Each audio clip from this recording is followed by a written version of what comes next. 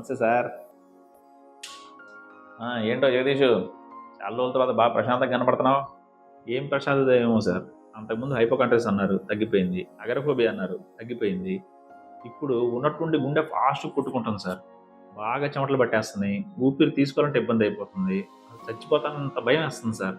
కాకపోతే మళ్ళీ మెల్లిగా తగ్గిపోతుంది ఆ కంగారు. మళ్ళీ ఇప్పుడుకో ఒక రోజుకి 2 రోజులకి అలా వస్తుంది సార్. తగ్గిపోతుంది సార్. కంగారు పడక జగదీష్. నువ్వు ఇప్పుడు చెప్పిన సిమ్టమ్స్ అన్నీ ప్యానిక్ అటాక్ అంటాం.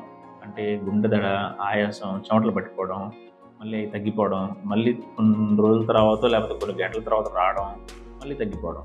అలా తరచుగా వచ్చింది కాబట్టి అది ప్యానిక్ డిజార్డర్ అంటాం సార్. మీరు ఏదో ఒకటి చేయండి సార్. దీనికి సైకోథెరపీ ట్యాబ్లెట్లు వాడామనుకో, నేను చెప్పినట్లుగా ఫాలో అప్ అయితే తగ్గిపోతుంది. చూసారు కదా, ఇలాంటి సిమ్టమ్స్ కనుక మీకు కానీ మీకు తెలిసిన వాళ్ళు కానీ ఉంటే వెంటనే ఒక సైకాట్రిస్ట్ని కలవండి. ప్యానిక్ డిజార్డర్కి చికిత్స ఉంది.